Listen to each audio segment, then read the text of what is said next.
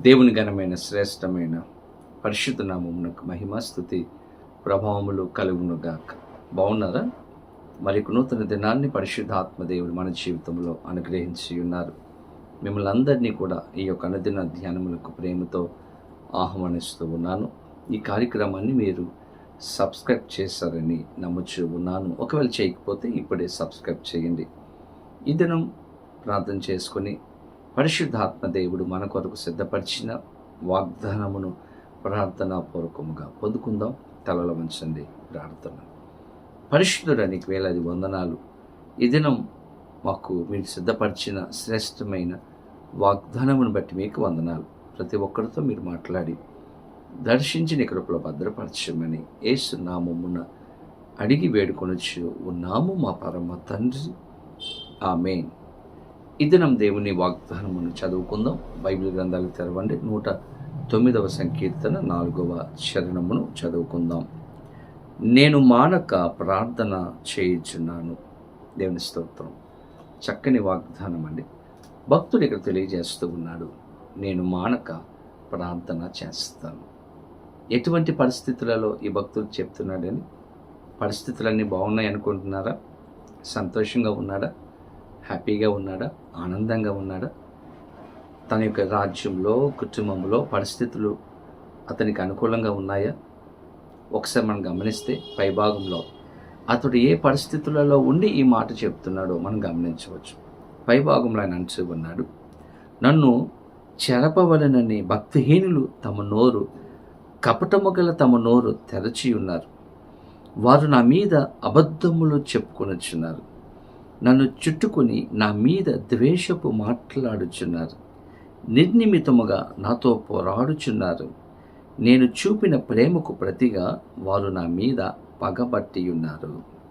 చూసారా ఎటువంటి పరిస్థితులలో భక్తుడు వెళ్తున్నాడో?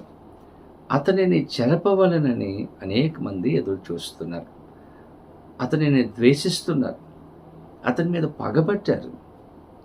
చంపాలని, ఇబ్బందుల్లో పెట్టాలని, బాధ పెట్టాలని, అనేకమైనటువంటి సమస్యలలో అతనిని పడవేయాలని ప్రయత్నం చేస్తున్నారు.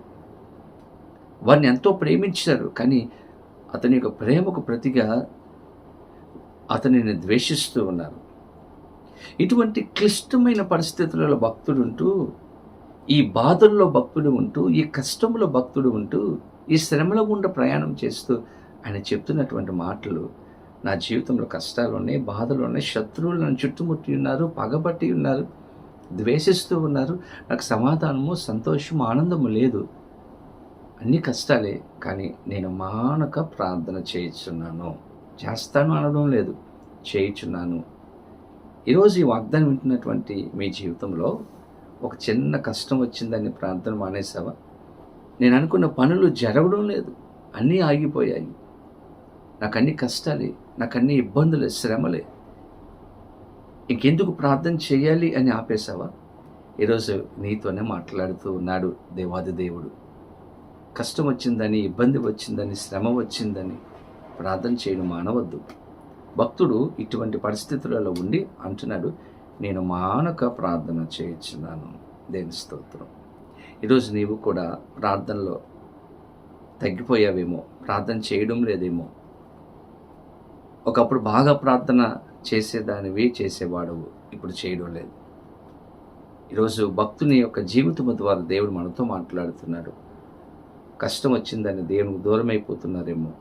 దేవునికి దగ్గరగా రండి, ప్రార్థన చేయండి. దానియేలు ముమ్మారు ప్రార్థన చేశాడంట. కష్టం వస్తుందని తెలిసి ప్రార్థన చేశాడంట. ఈరోజు కష్టం వచ్చిందని దేవునికి దూరం అయిపోతున్నావు, కానీ దేవునికి దగ్గరగా ప్రార్థన చేయి. ఖచ్చితంగా నీ ప్రార్థనకు జవాబు అనుగ్రహిస్తాడు. నీ జీవితంలో ఎన్నో శోధనలు ఉండవచ్చు. భక్తుని వలె మానక ప్రార్థన చేస్తే ఒకరోజు ప్రార్థనకు జవాబిస్తాడు, ఆశీర్వదిస్తాడు. అటువంటి కృపా సహాయములు పరిశుద్ధాత్మ దేవుడు వాగ్దానం వింటున్న ప్రతి ఒక్కరికి అనుగ్రహించి మన ప్రార్థనలకు జవాబు దయచేయను గాక. ఆమేన్.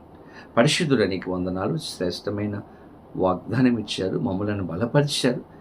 మేము నిత్యము ప్రార్థించే వ్యక్తులుగా ఉండటకు మాకు సహాయం దయచేయండి. నీ కృపలో భద్రపరిచి క్షేమము, కాపుదల, భద్రత దయచేయండి. మా ప్రార్థనకు జవాబు అనుగ్రహించమని యేసు నామమున అడిగి వేడుకొనుచు ఉన్నాము మా పరమ తండ్రి. ఆమేన్. తండ్రి, కుమార, పరిశుద్ధాత్మ త్రియేక దేవుని యొక్క దీవుని ఆశీర్వాదము సదాకాలము కలుగును గాక. ఆమేన్. దేవుడు మిమ్మలను దీవించును గాక. ఆమేన్. God bless you.